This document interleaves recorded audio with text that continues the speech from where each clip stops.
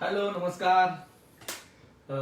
खूप दिवसानंतर आज तुमच्याशी फेसबुकच्या माध्यमातून गप्पा मारतोय. आज माझ्या पुस्तकाचा विषय आहे ऑल इज वेलच्या खूप दैदिप्यमान यशाचं कारण घेऊन मी आपल्या समोर आलोय. माझं ऑल इज वेल हे पुस्तक मराठी, हिंदी आणि इंग्लिश या तिन्ही भाषेमधनं आलंय आणि मला लोकांनी खूप धक्का दिलाय. मला माझ्यावर प्रेम करणाऱ्या सगळ्या वाचकांनी खूप धक्का दिलाय. खूप छान पद्धतीनं लोकांनी या माझ्या पुस्तकाला प्रतिसाद दिलाय आणि मला सांगायला आनंद होतो की आत्ता म्हणजे 10 दिवसामध्ये 2 आवृत्त्या या पुस्तकाच्या गेल्या. तिसरी आवृत्ती आत्ता या 4 दिवसामध्ये येईल असं आहे. पण आमच्या सकाळ प्रकाशनाच्या माध्यमातून एक स्ट्रॉंग मोठी यंत्रणा, वितरण यंत्रणा या पुस्तकाच्या अनुषंगाने आहे. मी त्या सगळ्या गोष्टीवर आपल्याशी बोलणार आहे, सविस्तर चर्चा करणार आहे आणि या फेसबुक लाईव्हच्या माध्यमातून तुम्हाला दाखवून देणार आहे की काय असतो एका पुस्तकाचा प्रवास, ते कशा पद्धतीनं लिहिल्या जाते आणि ते लिहित असताना कशा पद्धतीनं तुम्हाला अडचणीला सामोरं जावं लागतं. पुस्तक येतं, पुस्तकाचं नामकरण होतं, पुस्तकाचं प्रकाशन होतं, पण असं असताना अनेक पुस्तकं जागच्या जागेवर असतात, ती फार दूरपर्यंत पोहोचत नाहीत. पण ऑल इज वेल कदाचित माझ्यावर प्रेम करणाऱ्या त्या वाचकांनी माझ्यावर खूप विश्वास टाकला आणि त्या माध्यमातून खूप छान पद्धतीनं हे पुस्तक लोकांपर्यंत गेलेलं आहे. मला तुम्हाला या पुस्तकाला घेऊन सगळ्या विषयावर आज बोलायचे. अनेक नवीन लेखक या माध्यमातून जोडले गेले असतील.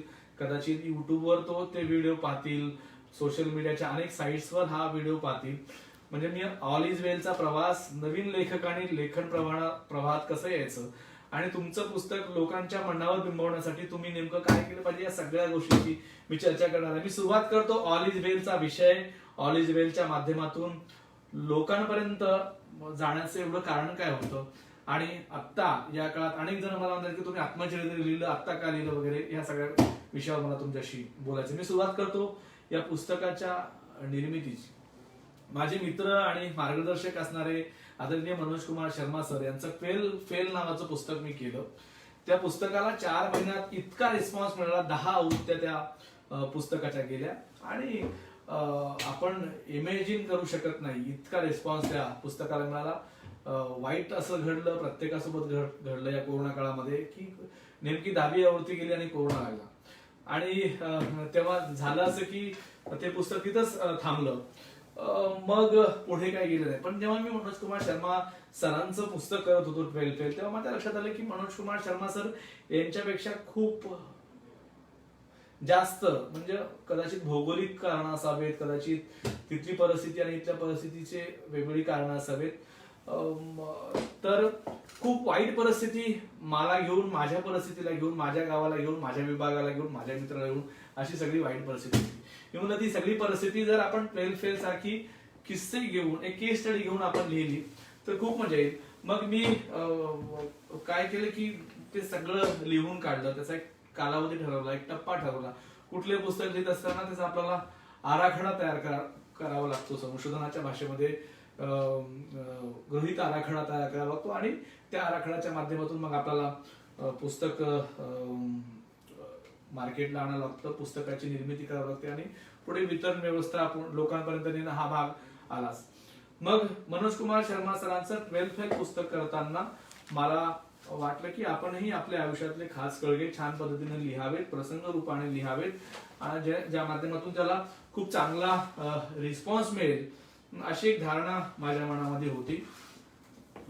आमचं सकाळ प्रकाशनाचं खूप मोठं नेटवर्क आहे आणि या नेटवर्कच्या माध्यमातून एक गाव पातळीवर पर्यंत पुस्तकं पोहोचतात अशी दाट शक्यता आहे. किंबहुना ते पोहोचतात. सगळीकडे पुस्तकं 3-4 दिवशी सगळीकडे महाराष्ट्रामध्ये ऑल इज वेल हे पुस्तक पोहोचलं होतं आणि मला खूप आनंद झाला होता की खूप छान पद्धतीनं या पुस्तकाला रिस्पॉन्स मिळतोय. ऑल इज वेल ही सगळी संकल्पना ही अनेक जण मला म्हणले की हे आत्मचरित्र आहे. असं नाहीये अजिबात. आत्मचरित्र हे मुळीच नाहीये. म्हणजे बोराडे सरांनी ज्यावेळेस या पुस्तकाला प्रस्तावना दिली तेव्हा त्यांनी ही ओपनिंग तशीच केली होती. तर मी बोराडे सरांना म्हटलं, सर ही प्रस्तावना तुम्ही आत्मकथन आहे असं लिहिलेली आहे. सर म्हणाले हो, जवळजवळ हे आत्मकथनच आहे, म्हणून मी तसा उल्लेख केला होता. पण मला असं वाटतं की ही केस स्टडी आहे, ही एक अशी केस स्टडी आहे, ही एक अशा मुलाची केस स्टडी आहे ज्या मुलांनी, जो मुलगा ज्या भागात राहतो तिथं स्वप्न बघायचे नाही, तिथलं कुठेही गावाच्या पलीकडे जायचे नाही, असं सगळं वातावरण, प्रचंड दारिद्र्य, प्रचंड अंधश्रद्धा, प्रचंड रूढी परंपरा, या सगळ्यामध्ये व्हायचं असं की जो स्वप्न पाहणारा असतो तो कोमेजून जातो, म्हणजे तो नासून जातो, अक्षरशः त्याचा मेंदू नाचतो त्या सगळ्या परिस्थितीमुळे. आणि त्या नाचलेल्या मेंदूच्या अवस्थेमध्ये हजारो लाखो तरुण त्या वातावरणाच्या, त्या संस्कृतीच्या, त्या पंचक्रोशीच्या बाहेर येत नाही, ही परिस्थिती आहे. आणि बहुतांशी महाराष्ट्रामध्ये, म्हणजे विशेषतः मराठवाडा आणि विदर्भाचं आपण चित्र बघितलं की ज्याला कुठलाही काय म्हणतो वातावरण नाहीये, राजकीय वारसा नाहीये, ज्याला गाव पुसाच्या पलीकडे जायचं नाही, अशी सगळी एकूण परिस्थिती आहे. त्या परिस्थितीमध्ये एक तरुण काहीतरी स्वप्न पाहतो. ते स्वप्न पाहत असताना त्याला लक्षात येते की आपण कोणाचा तरी आदर्श घेऊन पुढे चाललं पाहिजे, आपण कोणाला तरी डोळ्यासमोर ठेवून पुढे गेलं पाहिजे. मग त्याला तसे शिक्षक भेटतात, त्याला तसे संस्कार त्याच्या घरून भेटतात, त्याला तसे संस्कार त्याच्या आजोबांकडनं भेटतात, म्हणजे आईकडले आजोबा, वडिलांकडले आजोबा, असं सगळं एक कल्चरल वातावरण त्याच्या भोवती निर्माण होते. आणि त्यातून तो विचार करायला लागतो की मला काहीतरी करायचंय, मला काहीतरी मिळवायचंय. आणि मग तो टप्प्याटप्प्याने तो पुढे जातो, तो व्यसनाधीन होतो, तो कॉप्या करून पास होण्याच्या त्या चमूमध्ये सहभागी होतो, तो घाबरट असतो, त्याला कळत नाही. पण नकळत त्याच्या आईचे झाले त्याच्यावर संस्कार, नकळत त्याच्या त्या परिस्थितीचे झालेले त्याच्यावर संस्कार, आपण आता काही नाही केलं तर पुढे काही करू शकत नाही, ही भावना त्याच्यामध्ये सातत्याने होती, ते सगळे झालेले संस्कार, हे सगळं आपण जेव्हा बघायला लागतो तेव्हा त्या प्रत्येक तरुणाची एक स्टोरी आपल्या समोर येते की ज्यांना काहीतरी करायचं आहे, ज्यांना वाटते की आपण काहीतरी करू शकतो पण करतच नाही, अशी परिस्थिती आहे. म्हणजे ही एक अशा मुलाची स्टोरी आहे की ज्याला वेगळेपण काहीतरी दाखवायचं आहे पण कुवत नाही आणि समोर परिस्थिती सुद्धा नाहीये, अशी अवस्था आहे. म्हणजे आश्रम शाळेमधलं सगळं वातावरण, गावातलं वातावरण, तिथलं कल्चरल, कॉलेजमधलं वातावरण, तिथलं कल्चरल, प्राध्यापक, असा सगळा एक अशी सगळी छान बट्टी या पुस्तकाच्या निमित्ताने जमलीये. आणि मला अभिमानाने सांगावंसं वाटतं की 2 आवृत्त्या 10 दिवसात जाणं ही काही साधी गोष्ट नाहीये. मला माझा एक सकाळ मधला सहकारी आहे नदीम नावाचा, त्याचा मला सकाळी फोन आला, सर म्हणला की ऑनलाईनला रोज 150 ते 200 पुस्तकं चाललेत गेल्या 10-12 दिवसापासून, आणि हा फ्लो कायम आहे. आपण ज्या महाराष्ट्राच्या प्रत्येक जिल्ह्यामध्ये तालुकावार प्रत्येक सकाळच्या ऑफिसमध्ये पुस्तक आहे, तिथं सुद्धा लोक जाऊन पुस्तकं विकत घेत आहेत, अशी एकूण सगळी परिस्थिती आहे. बहुतांशी सगळ्या ठिकाणांवरनं सांगण्यात आलेलं आहे की पुस्तकं संपलेत, आम्हाला परत पुस्तकं पाठवा. इतका खूप छान प्रतिसाद लोकांनी दिलेला आहे. मला आज मी 1-2 या पुस्तकाला घेऊन असणाऱ्या ज्यांनी वाचलं हे पुस्तक त्यांचे ओपिनियन देतो, त्यांच्या प्रतिक्रिया देतो आणि मग पुढे जातो. अनेक जण प्रश्न विचारतायत, अनेक जण अभिनंदन करतायत, त्या सगळ्यांचं मी मनापासून स्वागत करतो, आभार मानतो. कृष्णा शर्मा आहे माझा नागपूरचा सहकारी, त्याच्यानंतर कृष्णा केंडे जे आहेत माझे मित्र आहेत, औरंगाबादचे एबीपी माझाला काम करतायत. स्मिता मॅडम आहेत माझ्या पाठक सरांच्या मिसेस आहेत, माझे गुरु आदरणीय पाठक सरांच्या मिसेस आहेत, थँक्यू मॅडम. ईश्वरजी आहेत, थँक्यू ईश्वरजी. अनिल पाटील आहेत, अनिलजी थँक्यू. माझा सहकारी आहे औरंगाबादचा माधव सावरगावे. माधव म्हणतात की धन्यवाद, आपल्या विद्यापीठाची छान आठवणीत मला विसरले नाही, पुन्हा ते दिवस डोळ्यासमोर उभं राहिले. खर तर माधव आपल्या विद्यापीठाला घेऊन खूप आठवणी आहेत. म्हणजे त्या पुस्तकामध्ये 2-3 नायक आहेत. म्हणजे एक माझी आई आहे, दुसरे प्राध्यापक सुरेश पुरी आहेत आणि तिसरे प्राध्यापक राजाराम वट्टमवार सर आहेत. या सगळ्या माणसांनी आपल्याला घडवलंय माधव. आणि तुला माहित आहे की तुझे गुरु आणि माझे गुरु म्हणजे आपल्याला वडीला समान असलेले आदरणीय सुरेश पुरी सर, त्यांचा बहुतांशी भाग त्या पुस्तकामध्ये आहे. तुम्ही आम्ही सगळेजण त्या पुस्तकात त्या सगळ्या आठवणी आहे. आठवणी म्हणजे कशा, विद्यापीठामध्ये असताना दोन आपले सुवर्ण मंदिर होती, त्याला सुवर्ण मंदिर म्हणता येतील, दोन आपले स्थळ. एक होती मोनूस, एक होतं मोनूस आणि दुसरं आपली विद्यापीठाची कॅन्टीन. म्हणजे ते दोन ठिकाण इतके प्रिय तेव्हा होते आणि आजही आहे. म्हणजे आज विद्यापीठाची ती कॅन्टीन तिथं नाही, मोनूस इकडनं तिकडं चेंज झालं. पण तिथं बसल्यावर असं वाटतं की एक आपण आयुष्याची सुरुवात करताना त्या वयामध्ये तो भाग, तो एरिया आपल्या सगळ्या भावनाशी बांधलेला असतो, भावनाशी गुंतलेला असतो आणि तिथूनच मग आपली एक सुरुवात होते. तसे अनेक अनेक भाग आहेत, त्यापैकी मोनूस आणि विद्यापीठाची कॅन्टीन आहे. आजही औरंगाबादला गेल्यावर रात्री मला 11 वाजो 12 वाजो मी एक विद्यापीठामध्ये चक्कर मारतो. अशी छान इकडनं विद्यापीठाच्या गेटवरनं निघालं, कुलगुरूच्या निवासस्थानासमोरून पुढे जायचं, त्याच्यानंतर आपल्या त्या मंदिराकडनं विहिरीकडनं त्या गोगाबाबा टिकडेच्या त्या कडेनी जर्नलिझम डिपार्टमेंट कडून विद्यापीठाच्या जुन्या कॅन्टीन कडनं पुन्हा इकडे यायचं. एक चक्कर जरी मारली तरी फ्रेश वाटते. मग विद्यापीठात रात्र किती झाली अश्विनीला फोन करणं, त्याच्यानंतर विद्यापीठाचे जुने सगळे मित्र होते, आपला गणेश देलमाडे असेल, गणेश निशांकर असेल, या सगळ्यांचा, संजय पायकराव असेल, अरुण रसाळ असेल, या सगळ्यांचा उल्लेख त्या पुस्तकामध्ये आहे की कशा पद्धतीने आपण राहायचो, कशा पद्धतीने दिवस होते. मुळामध्ये ते प्रसंग जे सांगितले सगळे त्या पुस्तकामध्ये, ते सगळे प्रसंग हे त्या काळाचं एक प्रतीक आहे. म्हणजे पुस्तकामधला लग्नाचा प्रसंग जर सांगितला, आता शिवाजीराव देशमुख नावाचे आमच्या गावातले एक देशमुख आहेत, त्यांचं लग्न होतं सावरगाव थोटला. तर मोठ्यांचं लग्न असल्यानंतर गावातली सगळी माणसं रेडी कशी राहायची, म्हणजे एका जणाला जर निरोप असला तर त्या एका घरी एका जणाला निरोप असेल तर 3-3 माणसं रेडी राहायची. मग ती माणसं त्या ट्रकमध्ये, त्या वाहनामध्ये न्यायची कशी, असं घरच्याला प्रश्न निर्माण व्हायचा. आणि त्यातून मग इतक्या गमती जमती व्हायचा, रात्री बोलवताच न बोलवताच ते ट्रक निघून जायचा, माणसं येऊन तयार बसलेली असायची. आणि मग आल्यानंतर लोक म्हणायचे, घरमालक म्हणायचे की आम्ही नाही असं काही केलं, त्या ट्रकवाल्यानेच ट्रक घेऊन गेला. मग लोक ट्रकवाल्याला पकडायचे. म्हणजे जे काही गमती जमती विनोद सगळे घडायचे. त्याच्यामध्ये मला साप चावलेल्याचा एक प्रसंग आहे, खूप छान प्रसंग आहे. त्या प्रसंगाला घेऊन मला खूप जणांनी सांगितलं की काय एवढी परंपरा होते, आम्हाला साप चावलाय, दिसतंय की साप चावला, रक्त गळतंय. असं असताना गावामध्ये आम्हाला कधीही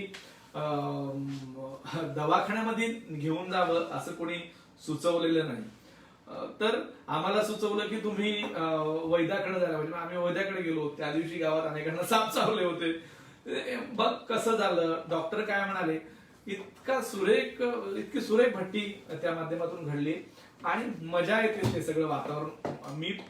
मला जेव्हा पुस्तक झालं तेव्हा पुस्तकाला घेऊन एक माझ्या आई वडिलांचा किस्सा सांगतो.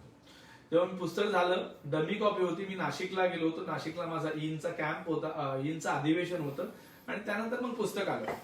तर मी ते पुस्तक वडिलांना वाचायला दिलं. रात्री वडिलांना वाचायचा खूप आवड आहे वडिलांना वाचायची. मग वडिलांनी ते रात्री पुस्तक काढलं आणि वाचलं. मध्यंतरी 2-3 वेळा वडिलांना खूप भरून आलं, ते रडत होते. आई बाजूला होती. मग आई म्हणायची, तुम्ही का रडताय, झोपा तुम्ही, नंतर वाचा, सकाळी वाचा. काय, आईला लक्षात आलं की काहीतरी आहे. मग जेव्हा आई सकाळी मला म्हणली काय होतं त्या पुस्तकामध्ये, बाबा खूप भावूक झाले होते, काय होतं. मी म्हणलं बा तुला वाचल्याशिवाय ते कळणार नाही. आणि जेव्हा आईनं पुस्तक वाचलं तेव्हाही तिला खूप छान वाटलं की कशा पद्धतीनं त्याची मांडणी झालेली आहे.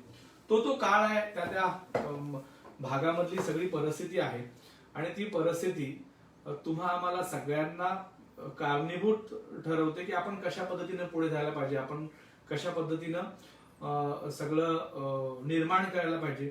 या दृष्टीने काळाची पावलं कशी असली पाहिजे, याची सगळी मांडणी या पुस्तकाच्या माध्यमातून केलेली आहे.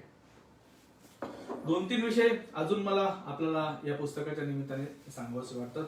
या पुस्तकाला पाठराखण जी आहे ते शरद पवार, अण्णा हजारे, प्रकाश आमटे, सिंधुताई सपकाळ, फमू शिंदे, श्रीराम पवार, डॉक्टर महेंद्र कल्याणकर, मनोज कुमार शर्मा, या सगळ्या मंडळी या पुस्तकाची पाठराखण केलेली आहे. आणि त्यांनी पुस्तक वाचून आपली प्रतिक्रिया पुस्तकाच्या माध्यमातून की ही स्क्रिप्ट कशी आहे, कशा पद्धतीनं या स्क्रिप्टचा उपयोग भविष्यामध्ये असणाऱ्या त्या प्रत्येक तरुणाईला होऊ शकतो, हे खूप छान पद्धतीने मांडलेलं आहे. दुसरं म्हणजे नरेंद्र बोर्ले पवार नावाचे खूप मोठे चित्रकार आहेत. मला भाग्य मी समजतो की नरेंद्र बोर्ले पवार सरांसारख्या एका खूप चांगल्या आणि प्रांजळ आणि खूप हुशार असलेल्या चित्रकाराशी माझी छान मैत्री झाली आणि त्यांनी या पुस्तकाला त्यांच्या कलाकृतीमधनं खूप छान आकार दिला. त्यानंतर बोराडे सर म्हणजे मराठवाड्याचं भूषण असणारे प्राचार्य बोराडे सर यांनी त्या पुस्तकाला प्रस्तावना दिली आणि माझ्या पहिलीपासून ते जर्नलिझम पर्यंतचा हा सगळा प्रवास ऑल इज वेल मध्ये आहे. माझे मागे अनेक काही पुस्तकं आली तर हिंदी असणारे मित्र मला म्हणत होते की हिंदीमधनं मला असलं तर वाचायला फार आवडलं असतं. मराठीवाले म्हणत होते की मराठीमध्ये असले तर मला फार मजा आली असती. इंग्लिशवाले म्हणत होते की मला इंग्लिशमध्ये असलं तर फार मजा आली असती. पण मी यावेळेस ठरवलं की पहिल्या तिन्ही भाषेमध्ये पुस्तक आपलं आलं पाहिजे आणि तिन्ही भाषेमध्ये या पुस्तकाला प्रतिसाद मिळतोय. तिन्ही भाषेचे पुस्तक आलं. सकाळ प्रकाशनचे आदरणीय महेंद्र पिसाळ सर, त्याच्यानंतर दीपाली मॅडम आणि आमच्याकडे माझे जुने सहकारी असणारे आशुतोष रामगीरजी यांनी खूप छान पद्धतीनं या पुस्तकाच्या प्रमोशनसाठी, या पुस्तकाच्या निर्मितीसाठी परिश्रम घेतले. या पुस्तकाचा पहिले वाचक माझे वडील होते आणि दुसरे वाचक आदरणीय श्रीराम पवार सर होते. श्रीराम पवार सरांनी प्रकाशनाच्या दिवशी म्हणजे राज्यपाल, त्याच्यानंतर राज्यमंत्री भारती पवार, हेमंतजी पाटील यांच्या हस्ते वाय.बी. चव्हाणला या पुस्तकाचं प्रकाशन झालं. तेव्हा श्रीराम पवार सर या पुस्तकावर इतकं भरभरून बोलले की मला वाटलं नाही की या पद्धतीनं श्रीराम सर इतका छान पद्धतीनं त्या पुस्तकाची मांडणी करतील आणि खूप विश्लेषणात्मक त्या पुस्तकावर बोलतील. मला खूप आनंद वाटला की या पुस्तकावर सर इतकं भरभरून बोलले. अनेकांचे निरोप येत आहेत, अनेकांचे फोन येत आहेत. मला आता अलीकडे काय होतं की रविवार आणि सोमवार माझे दोन्ही दिवस कॉलमच्या निमित्ताने मला खूप फोन येतात. म्हणजे मेल किती येतात हे मी सांगू शकत नाही, कोणाला विश्वासही बसणार नाही, इतके मेल येतात. त्याच्यावर कॉलम असतो, त्याला भरभरून मदत मिळते. पण आता अलीकडे या पुस्तकाच्या माध्यमातून मला रोज दिवसभरात किमान 10 ते 12 फोन येतात आणि त्यामधले अर्ध्याहून अधिक फोन असतात की तुमच्या आईचा मला नंबर पाहिजे, मला तुमच्या आईला भेटायचं. तुमच्या आई कुठं असतात? नांदेडला असतात, पाटणूरला असतात, भावाकडे नाशिकला असतात, बहिणीकडे उमरीला असतात का तुमच्या सोबत असतात? अर्ध्याहून अधिक फोन मला आईची विचारणा करणारे असतात आणि ऊर अभिमानाने भरून येतो. ज्या माऊलींनी आपल्यावर संस्कार केले, ज्या माऊलींनी आपल्यासाठी खूप हालापेष्टा सोसल्या, त्या माऊलीचा इतका सन्मान होतो की असं वाटतं की आपण चला तिच्या प्रती असलेल्या भावना लोकांच्या माध्यमातून अशा व्यक्त होत आहेत आयुष्यामध्ये अजून काय पाहिजे. अनेक जण विचारतायत, अभिनंदन म्हणतायत, प्राची आहेत, यश आहेत, आदरणीय विद्याविलास पाठक सर लिहित आहेत की गावाकडचं लग्न हा खरोखर उत्तम अनुभव, तो तुझ्यातल्या विनोदी लेखकाची चूक दाखवणार आहे. आता विनोदी लिहायची सुरुवात करा. Yes, thank you. विद्याविलास पाठक सरांच्या माध्यमातून या पुस्तकाचा समारोप आहे. विद्याविलास पाठक सरांनी आता फेसबुकवर एक कॉमेंट टाकली जी मी आता तुम्हाला वाचून दाखवली. विद्याविलास पाठक सर हे महाराष्ट्रातील त्या पत्रकारांपैकी एक आहेत की ज्यांची वेगळी ओळख आहे, ज्यांचं वेगळं नाव आहे. विद्याविलास पाठक सर हे एकमतला संपादक होते, चांदवार्ताला संपादक होते, केसरीला संपादक होते, प्रहारला संपादक होते, सहसंपादक होते. असे अनेक महाराष्ट्रातल्या वेगवेगळ्या दैनिकांमध्ये, साप्ताहिकामध्ये संपादक या पदावर काम करणारे विद्याविलास पाठक सर हे माझ्या जर्नलिझमची सुरुवात करताना चांदवार्तामध्ये कार्यकारी संपादक होते आणि मला जर्नलिझमचं पहिलं पत्र त्यांच्या हातून मिळालं म्हणजे विद्याभाऊ सदावर्ते आणि पाठक सर. काल एक पुण्यामध्ये परिसंवाद आयोजित केला होता पुस्तकावर आणि त्या पुस्तकावर विद्याविलास पाठक सरांनी माझ्या पुस्तकावर भरभरून बोलले. मी ज्या पद्धतीनं पुस्तकाचा विचार करत होतो, मी ज्या पद्धतीनं पुस्तकाची मांडणी केली, किंवा आता अनेक परीक्षक, अनेक संवादक त्या पुस्तकावर बोलतात, परीक्षण लिहितात, पण पाठक सरांनी काल जो मुद्दा मांडला तो मला वेगळा वाटला आणि मी त्याची खरंच कधी नोंद घेतली नाही. त्यांनी मराठवाड्यातले शब्द जे आहेत त्याच्यावर खूप छान पद्धतीने प्रकाश टाकला. म्हणजे लादणीची भिंत, पान लागलं, इस्तू आड जात नाही, असे अनेक शब्द मराठवाड्यातले वेगळे कसे आहेत. म्हणजे शेंगोळे, खूप छान पद्धतीनं त्यांनी त्या शब्दांची एक झालर बसवून या पुस्तकाचं वेगळेपण कसं आहे हे सांगितलं. खरं तर त्यांनी माझ्यावर खूप प्रेम केलेलं आहे, अगदी मुलासारखं. त्याच्यामुळे कधी कधी त्यांचं माझ्यावरचं प्रेम ते बोलताना उफाळून येत होतं आणि पुस्तकावर ते बोलत होते पण माझ्यामध्ये जास्त घुसत होते. आणि खूप छान पद्धतीनं त्यांनी त्या पुस्तकाचं परीक्षण त्या परिसंवादामध्ये मांडलं. मला खूप छान वाटलं. आणि असं सगळीकडे मला अनेकांचे फोन येतात की आम्ही पुस्तक वाचायला सुरुवात केलं आणि पुस्तक संपलं, जेव्हा संपलं तेव्हाच आम्ही ते खाली ठेवलं. खूप छान प्रतिक्रिया लोकांच्या येतात. म्हणजे माझ्या प्रकाशनाचे जे अनेक माझे सहकारी आहेत ते मला म्हणतात की एवढ्या पुस्तकाच्या ऑनलाईन ऑर्डर कधी आल्या नसतील. कदाचित त्याला 2-3 कारण असू शकतात. स्क्रिप्ट चांगली जमली, माउथ पब्लिसिटी होते, लोकांपर्यंत जाते, हा एक भाग आहे. दुसरा भाग कॉलमच्या माध्यमातून मी खूप लोकांपर्यंत पोहोचलो. आणि तिसरा भाग म्हणजे आदरणीय अभिजित पवार सरांनी माझ्यावर विश्वास टाकून अनेक सामाजिक प्रोजेक्ट माझ्याकडे दिलेत सकाळमध्ये काम करताना. आणि त्या माध्यमातून एक माझं संघटन, जे माझं कौशल्य आहे, माझा आवडता विषय आहे, त्यातून अनेक तरुण माझ्यासोबत आहेत, तरुण मित्र माझ्यासोबत जोडले गेलेत. त्याचा मला मनापासून खूप आनंद होतो. त्याच्यामुळे आणि कॉलमच्या माध्यमातूनही खूप लोकांपर्यंत संदीप काळे नावाचा ब्रँड पोहोचलेला आहे. खरं तर तो ब्रँड सकाळचा आहे, सकाळच्या विश्वासार्थाचा आहे आणि सकाळने निर्माण केलेल्या त्या सगळ्या सामाजिक चौकटीचा तो भाग आहे, ज्या माध्यमातून माझ्यासारख्या एका युवकाला आशीर्वाद मिळतो आणि काहीतरी काम करण्याच्या दृष्टीने ऊर्जा मिळते.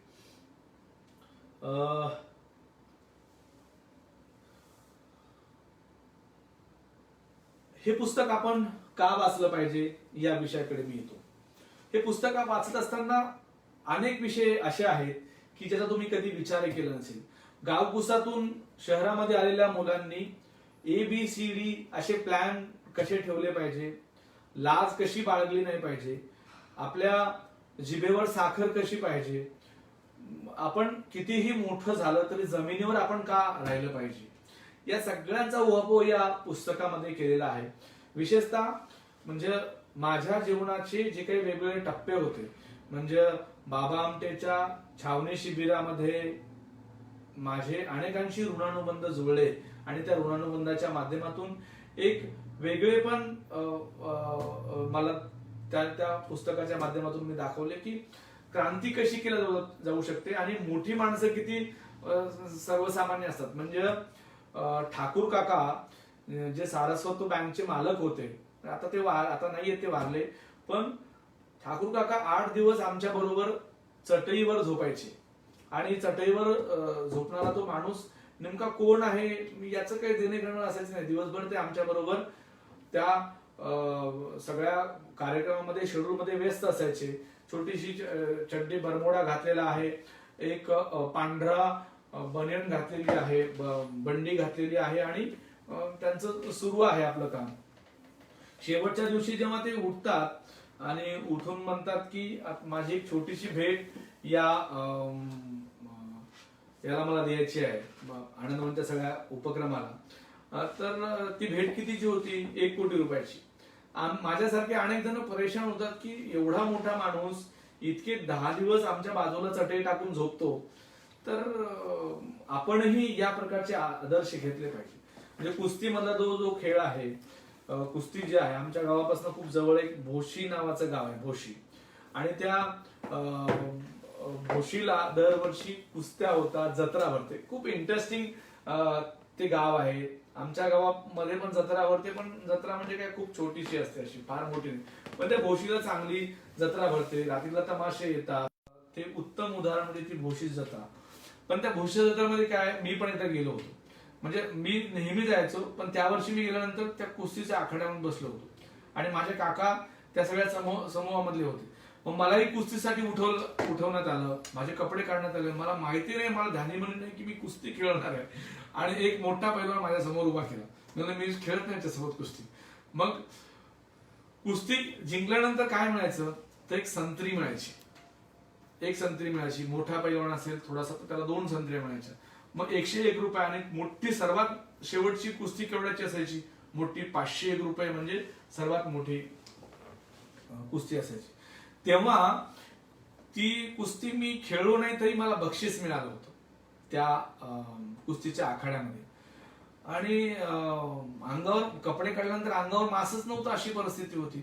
मग त्यांनी लाजकाज एकच मोसंबी दिली. कदाचित समजा तर अर्धी मोसंबी द्यायची प्रथा असली तरी माझ्या अंगावरचा मास बघून त्यांनी अर्धीच मोसंबी मला दिली असती, पण त्याने एक मोसंबी मला दिली. आणि ती मोसंबी घेऊन मी हिरमुसल्या चेहऱ्याने काकाजवळ येऊन बसलो आणि माझ्या लक्षात आलं की इमानदारीनं कमावलेलं किंवा आपण जिंकलो असतो खरंच कुस्ती खेळून तर त्याचा आनंद काही वेगळा आला असता.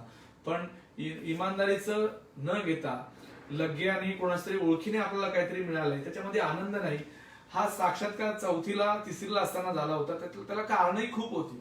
म्हणजे आजोबाकडले असणारे संस्कार, माझ्या आजोबाकडले असणारे संस्कार, माझ्या आईकडले असणारे संस्कार, ही सगळी संस्काराची देण आहे. आणि असं म्हणतात ना की तुमच्या भागावरचा, तुमच्या आजूबाजूच्या परिस्थितीचा तुमच्यावर खूप परिणाम असतो.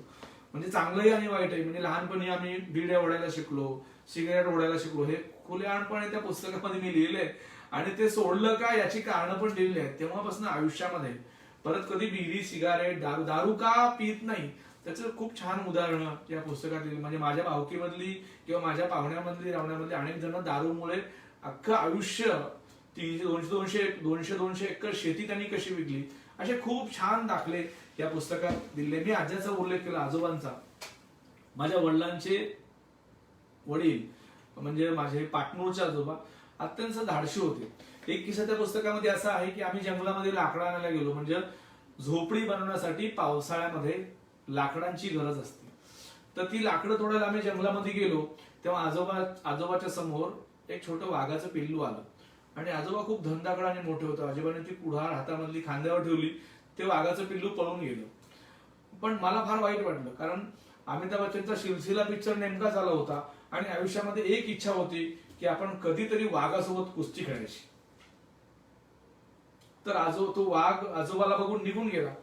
मग आजोबाला लक्षात आलं की जेव्हा आजोबाने खाली बघितलं जमिनीवर तेव्हा लक्षात आलं आजोबाच्या की अरे इथं तर खूप मोठे मोठे वाघाचे पावलं दिसत आहेत. म्हणजे वाघाचं पिल्लू आहे नाहीये, तर त्याचे वाघ, वाघीण आणि आणखीन गोतावळं आजूबाजूला आहे. म्हणून आम्ही ती गाडी काढली आणि निघून गेलो. मग मी 2-3 दिवस रात्री आजोबासोबत रोज जागलेलो यायचो. मी बोलतच नव्हतो. आजोबा मला म्हणाले की तुम्ही बोलत का नाहीये माझ्याशी, काय झालं तू बोलत का नाहीयेस. मग आजोबाला मी नाराजगी सांगितली. आजोबाला म्हणलं की मला वाघासोबत तुम्ही त्या दिवशी वाघाला उगाच हुसकारलं, वाघाच्या पिल्ल्याला. मला त्याच्यासोबत कुस्ती खेळायची होती. मी अमिताभ बच्चन सारखं मला त्या वाघाला घोळसवायचं होतं खाली. तर आजोबा शांत झाले आणि म्हणाले की अरे त्या दिवशी तो वाघ समोर आल्यावर तुझी चड्डी ओली व्हायचं बाकी होतं आणि आता गप्पा करतो की वाघासोबत कुस्ती खेळायचं, बस गपचूप. मग मी सुद्धा तिथं शांतपणे बसलो. म्हणजे असे वेगवेगळे किस्से आहेत की कोणाच तरी बघून आपल्याला काहीतरी करायचं, हे एक वय आहे. आणि या वयामध्ये असणारे सगळे त्याला काय म्हणतात, सगळ्या प्रकारचे नाद, सगळ्या प्रकारचा छंद आपल्याला लागलेला होता.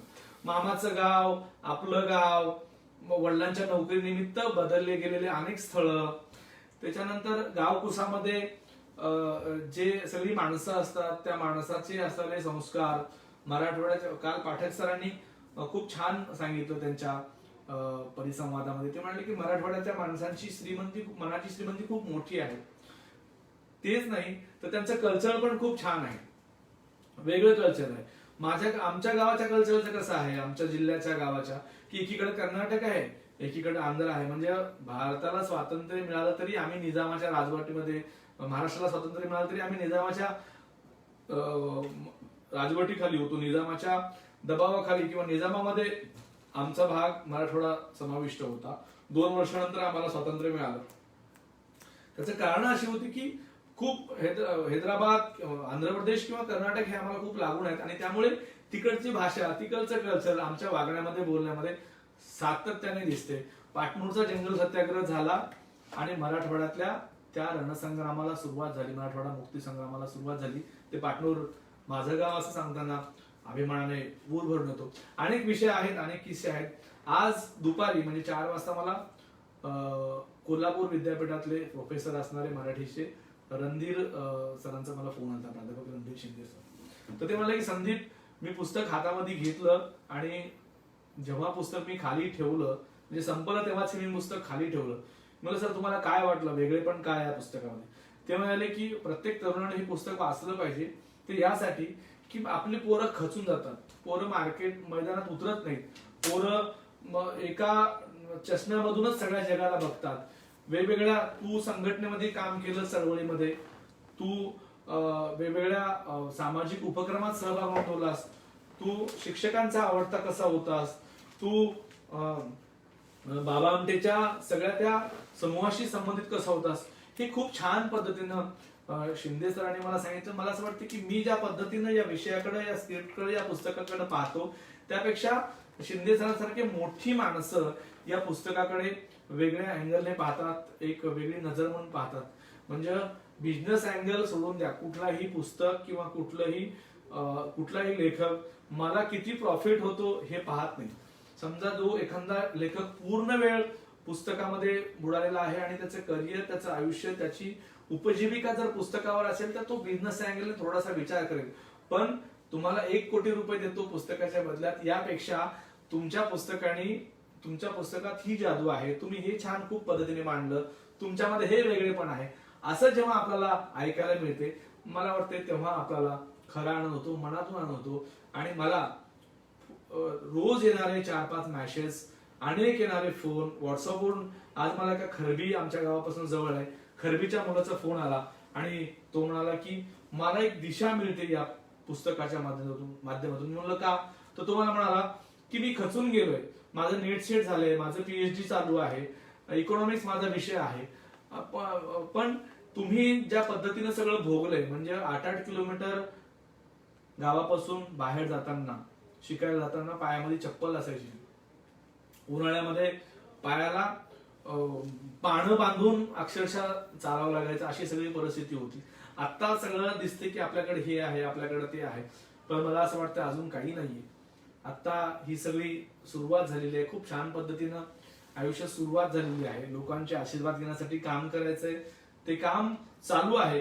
कदाचित या पुस्तकाच्या माध्यमातूनही तोच संदेश जाईल असं मला या निमित्ताने वाटतं. आपण सगळेजण या लाईव्हच्या माध्यमातून इथं आलात, खूप छान भरभरून माझ्या याला प्रतिसाद दिला.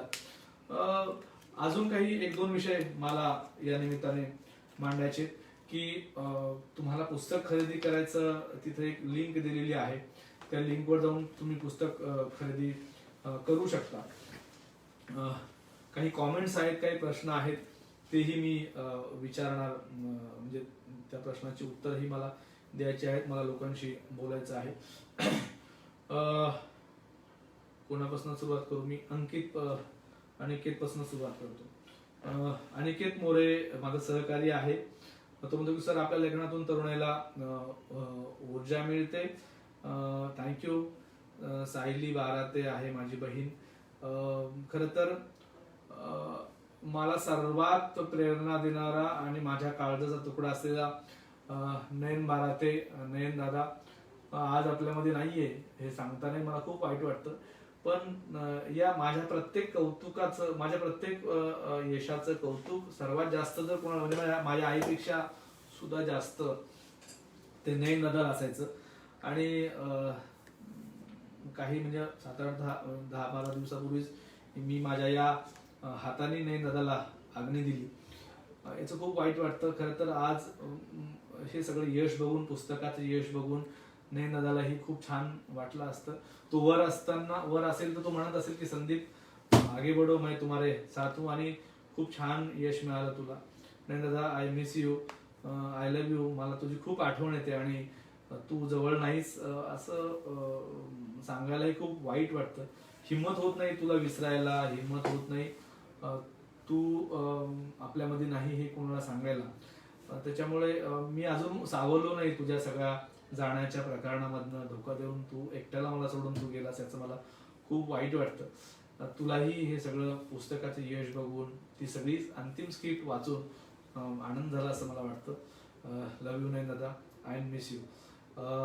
लक्ष्मण जगताप सर आहेत माझे खूप मोठे वाचक आहेत.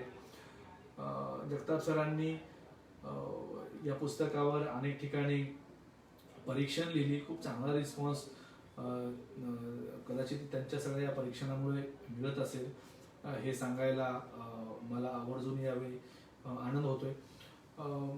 कसं आहे की माझे खूप जवळचे 2-4 वाचक आहेत ज्यांना असं वाटते की माझ्यातला मीपणा किंवा माझ्यातलं जे वेगळेपण आहे ते या माणसांच्या सातत्याने मला देणाऱ्या ऊर्जामुळे आहे असं मला वाटतं.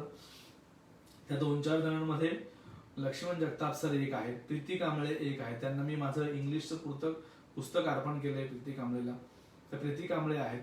ही सगळी माणसं इतकं भरभरून माझ्यावर प्रेम करतात, तर असं वाटतं की आपल्याकडे काहीतरी वेगळेपण जे काही आहे ते या माणसांमुळे आहे, या तीळ मात्र शंकाने. सिद्धार्थ भोसले आहेत, अभिनंदन म्हणतात. थँक्यू सिद्धार्थजी. तरुणांना सकारात्मक ऊर्जा देणारे व्यक्तिमत्व. थँक्यू लक्ष्मणजी. मारुती तिगमपूर आहेत. मारुतीजी लाल सलाम.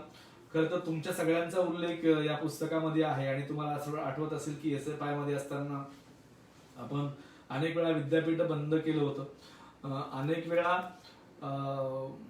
पोलिसांच्या काठ्या खाल्ल्या होत्या. अश्विनी 2-3 दिवस अश्विनीला उठता येत नव्हतं, इतकं पोलिसांनी मारलं होतं. तो प्रसंग मला आजही आठवतोय.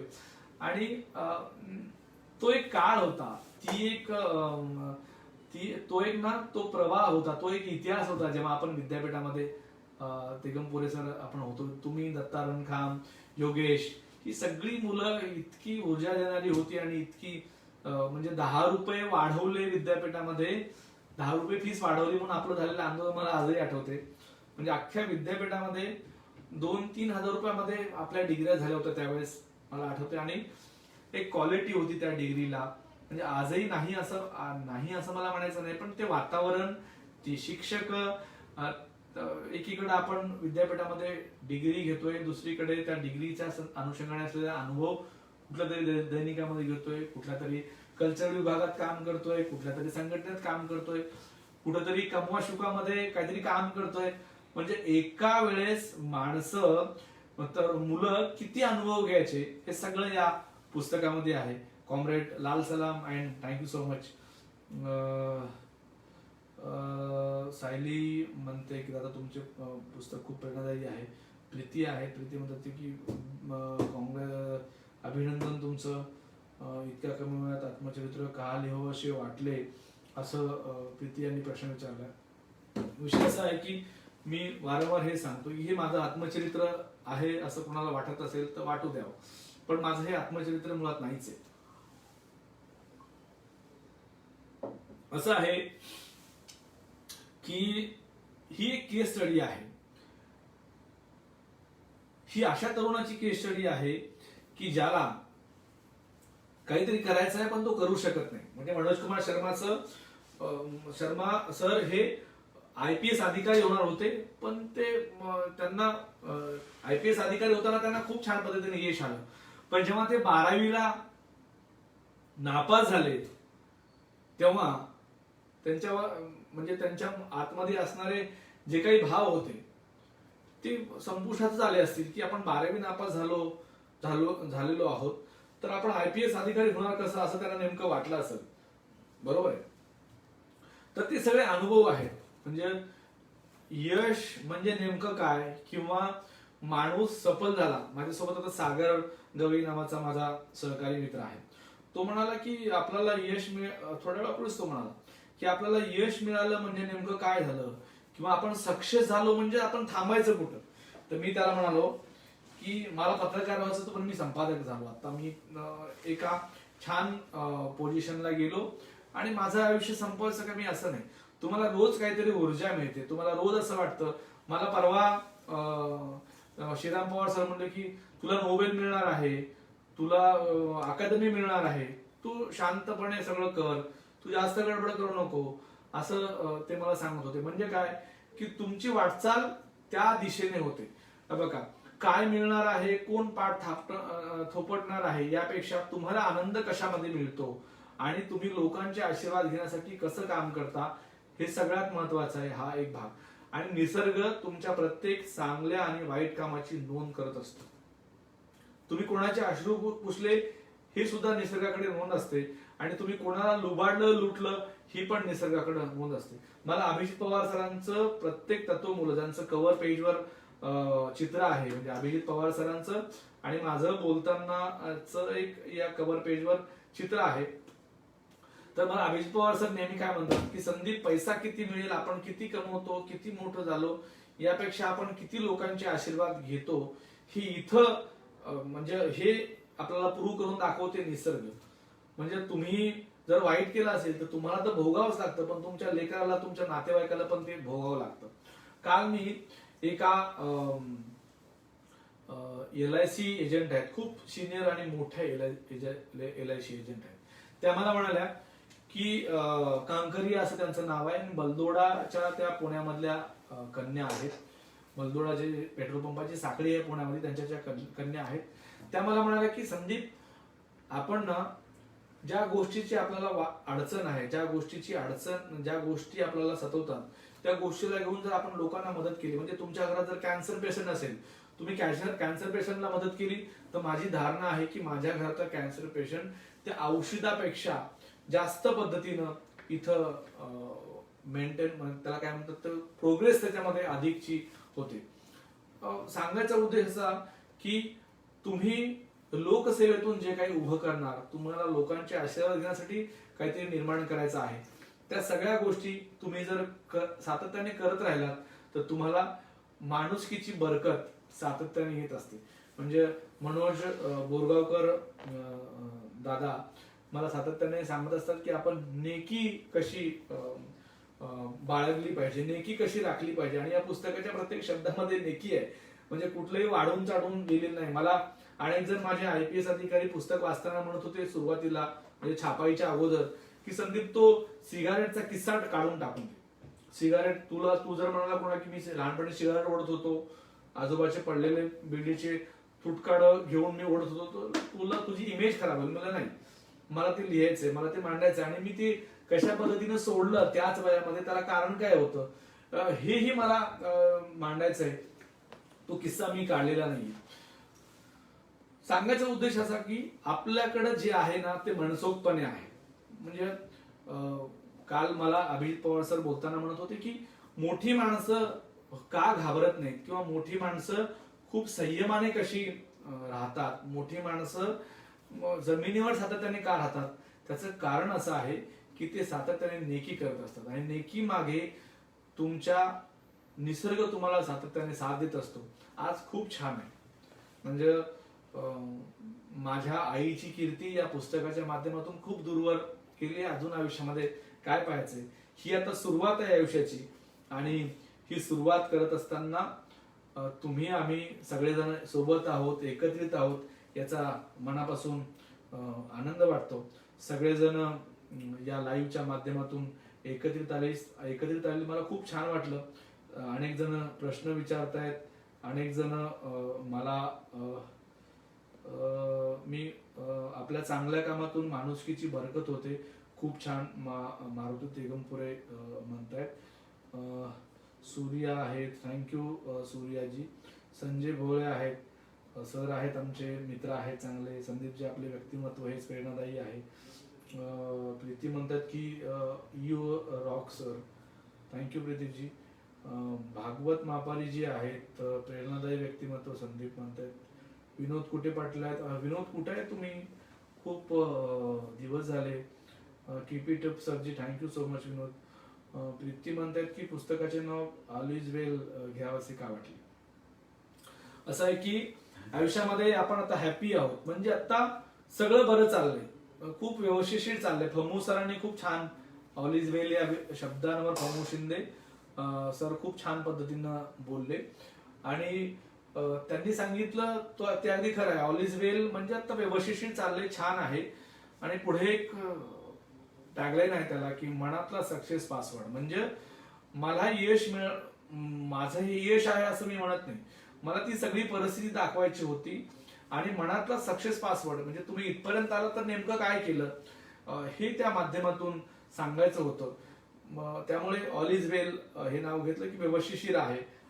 आमिर खानचा 3 इडियट मूव्ही मध्ये ऑल इज वेलचं आणि साक्षात्कार तुम्हाला आम्हाला सगळ्यांना झाले, त्यामुळे माझ्यासारख्या तरुणाला त्या नावाचं आकर्षण राहणं अगदी साहजिक होतं. आणि या पुस्तकात सुद्धा असं काहीतरी घडलं आणि पण ते पुन्हा छान घडलं असं सांगायचं आहे. आणि तुम्हीही छान काहीतरी व्यवस्थितपणे करू शकता, तुम्ही पुढाकार घ्या, तुम्ही काळजी घ्या, असंही या पुस्तकाच्या माध्यमातून सांगायचंय. म्हणून कदाचित प्रीती हे टायटल ठरवलेलं असावं. दयानंद लोणे म्हणतायत नाईस, थँक्यू दयानंद. गंगाधरजी थँक्यू. अनेक जण पाहतायत, अनेक जण कॉमेंट्स करतायत आणि खूप छान रिस्पॉन्स या कार्यक्रमाच्या माध्यमातून. माझी तरुणाईची विंग आहे, माझी टीम आहे यंग इन्स्पेक्टर नेटवर्क, त्या माध्यमातून खूप तरुणाई जोडली गेलेली आहे आणि ते सगळेजण माझ्या पुस्तकांना, माझ्या विचाराला फॉलो करतात. मला खूप छान वाटतं. आणि हा माझा विचार किंवा माझं पुस्तक नाहीये, हे सकाळचं एक असं रोपटं आहे की सकाळची सामाजिकता सगळ्यांना माहित आहे. म्हणजे तुम्ही इमेजिन करू शकत नाही की कुठल्या मुख्यमंत्र्यांनी, कुठल्या राज्यांनी एवढं काम उभं केलं असेल, तेवढं काम सकाळने उभं केलंय. म्हणजे अभिजित पवार नावाचं जे रसायन आहे, त्या रसायनाची इतकी सामाजिक जादू आहे, त्यांच्या अंगामध्ये इतकी नसा सामाजिक जादू भरली आहे. कोणी इमेजिन करू शकतात 1000 गावाचा पाणी प्रश्न कायमस्वरूपी सोडला. कोणी इमेजिन करू शकता की कोणीतरी 1000 शाळा कार्यान्वित करून तिथल्या शाळेचा, इमारतीचा, तिथल्या विद्यार्थ्यांच्या असणाऱ्या अनेक इश्यूचा प्रश्न सोडवलेला आहे. 4 लाख शेतकऱ्यांना प्रशिक्षित करून स्वतःची वेगळी शेती करण्यासाठी प्रोत्साहन दिलंय. असं कोणी इमेजिन करू शकतं? सांगा ना, कुठल्या सरकारने हे केलंय, कुठल्या राजकीय माणसाने हे केलंय? हे अभिजित पवार सरांनी करून दाखवले आणि त्या माध्यमातून तशीच संस्कार आमच्यावर सगळ्यांवर झालेले आहेत. म्हणजे कुठली सकाळ हे एक असं समूह आहे, वर्तमानपत्र आहे, टीव्ही आहे, सगळं आहे, पण सामाजिक विंग ज्या पद्धतीने आहे, माझ्यासारखे अनेक तरुण इथं घडतायत आणि मी खूप छोटासा खालीसारखा भाग आहे या माध्यम समूहाचा. जे इन नावाचा प्रोजेक्ट माझ्याकडे आहे, माझे अनेक सहकारी त्यामध्ये खूप छान पद्धतीने युवकांची विंग, युवकांचं सगळं कोरम उभं करतात. ती सगळी या मुलाखतीच्या माध्यमातून आज इथं आले, त्या सर्वांचं मी मनापासून आभार व्यक्त करतो. मला असं वाटतं की आता थांबायला पाहिजे. अनेकांचे प्रश्न आहेत, पण प्रत्येक प्रश्नावर आपल्याला बोलणं होणार नाही अशी सगळी परिस्थिती आहे. सगळं करत असताना एक विचार नेहमी मनामध्ये येतो सातत्याने की एक अशी, मी नास्तिक आहे पूर्णपणे, मी सातत्याने सांगत असतो की मी नास्तिक आहे, त्याची कारणं पण अनेक आहेत, पण एक शक्ती आपल्या मागे आहे, एक शक्ती आपल्या आसपास जवळ आहे आणि ती शक्ती सातत्याने आपल्याला प्रोत्साहित करत असते. ती शक्ती आपल्याला सातत्याने सांगत असते की आपण काहीतरी चांगलं केलं पाहिजे, आपण चांगलं काहीतरी घडवलं पाहिजे. आणि ती शक्ती तुमच्या कुठेही असू शकते. माझ्या मागे शिवाजी महाराज आहेत, माझ्या पुढे माझा एक बोर्ड लिहिलेला आहे आणि त्या बोर्डावर मी लिहिलेलं आहे की ईनच्या निवडणुका आहेत, गोव्यामधला प्रोजेक्ट करायचा आहे, सामच्या काही वेगवेगळे उपक्रम, सामला घेऊन काहीतरी उपक्रम राबवायचे, भविष्यामध्ये इलेक्शन येतात त्या इलेक्शनचे उपक्रम काहीतरी आपल्याला हाती घ्यायचे. व्हॉइस ऑफ मीडिया नावाचा आता पत्रकाराची आम्ही संघटना स्थापन केली, त्यात 18 राज्यामध्ये काम सुरू आहे. त्याचं पुढे काय करायचं, दिल्लीला पुढच्या महिन्यामध्ये त्याच्या कार्यालयाचं उद्घाटन आहे राष्ट्रपतीच्या हस्ते. एक नाही, खूप अजेंडे आहेत आणि ते अजेंडे घेऊन पुढे चालायचंय. त्या कार्यक्रमामध्ये हेमंत पाटील म्हणाले होते की ही पहिली आवृत्ती कदाचित असेल, पहिला खंड असेल याचा, तुमच्या आत्मचरित्राचा, मला असं वाटतं की हे अनुभवच आपल्याला वेगळे पण देतील आणि या अनुभवाच्या माध्यमातून आम्ही शिकत राहू. ऑल इज वेल हे खूप छान पुस्तक सकाळनी आपल्या सगळ्यांसाठी आणलेलं आहे सकाळ प्रकाशनाने, आणि फ्लिपकार्ट ऑनलाईन आणि सकाळच्या सगळ्या कार्यालयामध्ये महाराष्ट्रातल्या सगळ्या पुस्तक विक्रेत्याकडे हे पुस्तक उपलब्ध आहे. मला असं वाटतं की हे पुस्तक माझं आहे, मी या पुस्तकाचा लेखक आहे, मला काहीतरी रॉयल्टीचा फायदा होणार आहे म्हणून हे पुस्तक तुम्ही घेऊच नका. तुम्ही हे पुस्तक यासाठी घ्या की तुमच्या अवतीभोवती तुम्हाला काहीतरी चांगलं काम करायचंय आणि ते चांगलं काम करण्याची चांगल्या काम करण्याच्या स्क्रिप्टचं वाचन तुम्ही या निमित्ताने करा आणि तुम्हाला खूप आनंद झाल्याशिवाय राहणार नाही. आज मी आता समारोपाकडे चाललोय आणि या समारोपाकडे जाताना मला माझ्या आईचे आभार मानायचे, मला वडिलांचे आभार मानायचे, मला सुरेश पुरी सर, प्राध्यापक Radharam Mottamad sir, Vidyabhau Sadavarte sir, Vidyavilas Pathak sir, या सगळ्यांचे आभार मानायचे, जगताप सर, त्याच्यानंतर प्रीती, ही सगळी इतकी भरभरून माझ्या साहित्याला घेऊन ही मंडळी प्रेम करतात याचा मला खूप आनंद होतो. आणि तुमच्या सगळ्या प्रेमा खातर ही सगळी आजचा चर्चेचा उहापोह आणि या दुसऱ्या आवृत्तीच्या निमित्ताने मी आपल्याशी हितगुज करण्यासाठी आज इथं आलो होतो. आपण सगळेजण आलात, खूप जण वेगवेगळे प्रश्न विचारतायत. कृष्णा मला सहकारी म्हणतो की पुस्तकामधला आवडीचा कोणता भाग आहे सर जो आपणास कधीही आठवला की स्मित हास्य येते. मला लग्नाचा जो किस्सा आहे, त्या लग्नाला घेऊन असलेला किस्सा, की तो किस्सा जर मी वाचला, म्हणजे जेव्हा मी काय झालं, लॉकडाऊनच्या काळामध्ये ऑफिस बंद होतं, घरी एंट्री नव्हती आणि मी आणि माझा एक जुना सहकारी परवेज खान आम्ही मुंबईच्या नवी मुंबईमध्ये फुटपाथवर बसून या पुस्तकाची तयारी करत होतो. म्हणजे मी डिक्टेशन देत होतो, परवेज खान छान रस्व दीर्घच्या चुका न करता मराठीमध्ये त्या पुस्तक हे करतो आणि मी रोज एक प्रकरण आम्ही त्या पुस्तकाचं करायचो. पण जेव्हा मी परवेज खानला डिक्टेशन देत होतो त्या पुस्तकाला घेऊन, त्या पुस्तकाच्या लग्नाच्या किस्स्याचं, तर परवेज खान इतका हसत होता की त्या दिवशी आम्ही ते प्रकरण केलंच नाही. दुसऱ्या दिवशी आम्ही जेव्हा प्रकरण सुरू केलं तेव्हा परवेज खान हसत होता. म्हणजे आता पाठक सरांनी, विद्याविलास पाठक सरांनी कॉमेंट टाकलेलं, ते म्हणतात की तुम्ही काय गमती जमतीचं लिहायला सुरू करा, आणि खूप गमती जमती त्याच्यामध्ये आहेत. आणि तुम्ही जर तो लग्नाचा किस्सा जर ऐकला तर ट्रकच्या मागे लोक कसे लागतात, मग अर्धे लोक तिकडे झोपलेले असतात, अर्धे लोक ट्रक मध्ये झोपलेले असतात. तो किस्सा ऐकल्यावर मला हसायला येतं. आणि किस्से आहेत, म्हणजे उमरीचा जो किस्सा आहे, उमरीला 12वीला मी होतो आणि उमरीला मी ऍडमिशन का घेतलं, तर उमरीला खूप कॉप्या चालतात, चिटिंग चालते उमरीला, म्हणून मी 12वीला ऍडमिशन घेतलं. मी प्रामाणिकपणे त्याच्यामध्ये लिहिलेलं आहे, कारण ती परिस्थिती तेव्हा तशी होती, ते वातावरण तसं होतं. मग काय झालं की जो हुशार मुलगा होता इंग्लिशमध्ये आणि अकाउंटमध्ये, माझं कॉमर्स होतं, इंग्लिशमध्ये आणि अकाउंटमध्ये जो पोरगा हुशार होता त्याचा नंबर आपल्या मागे येणार आहे हे माहित होतं, कारण आमचं सरनेम जे होतं दोघांचं के पासन होतं.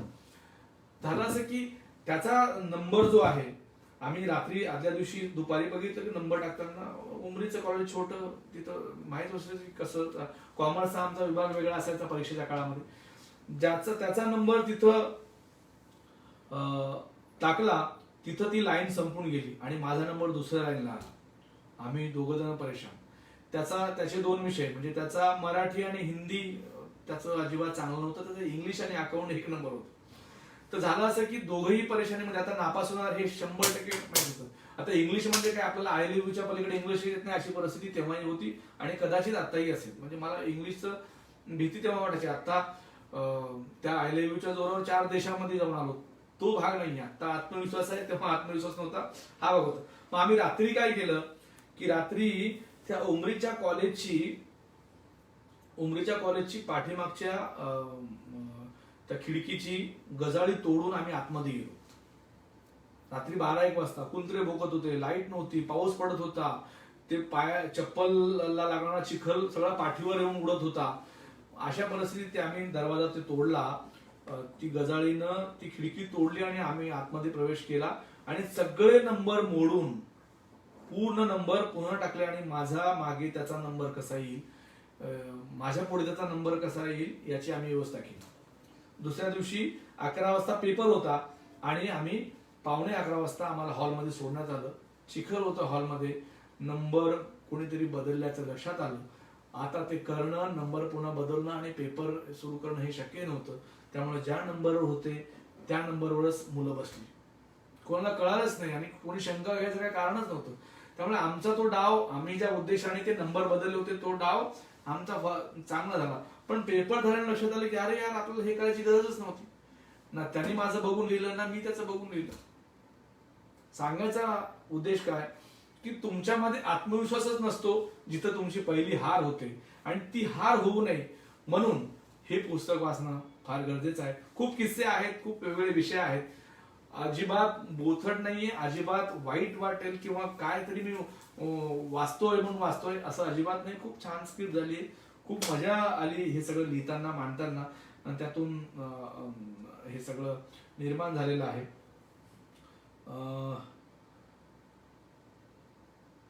अनेक जण आता वेगवेगळे प्रश्न विचारतायत, पण मला असं वाटतं की या सगळ्या प्रश्नांपेक्षा तुम्ही जर पुस्तक वाचलं तर तुम्हाला अजून चांगली ऊर्जा येईल, अजून चांगली माहिती मिळेल. हे पुस्तक आपण वाचा, ऑनलाईन आहे.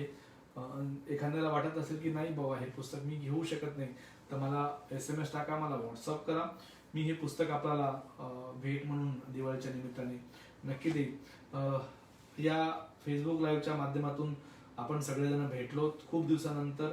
कोरोना गेलेला आहे. कोरोना काळात आपण सातत्याने भेटायचो, बोलायचो. आत्ता कोरोना गेला, आपण छान पद्धतीने कामाला लागलो, आणि कामाला लागताना त्याच ऊर्जेने आपण काम करतोय. लॉकडाऊनमध्ये सगळ्यात जास्त आम्ही काम केलं होतं, म्हणजे माझ्यासारखे अनेक जर्नलिझमनी जी काम करण्यामध्ये निसर्गाशी बांधील होते किंवा ज्यांना निसर्गाने साथ दिली ती वाचले, आणि ज्यांना साथ दिली नाही असे मेले. म्हणजे अशांचं बलिदान झालं. त्यांचं बलिदान व्यर्थ जाणार नाही.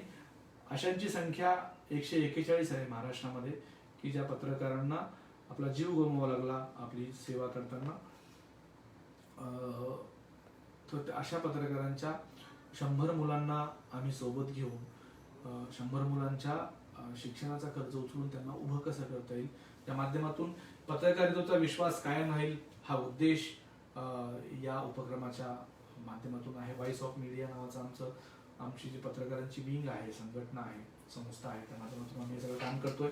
एनिवे, तुमच्याशी आज छानपणे मनसोक्तपणे संवाद साधता आला याचा मला मनापासून आनंद आहे. तुम्हा सगळ्यांना दिवाळीच्या खूप खूप शुभेच्छा.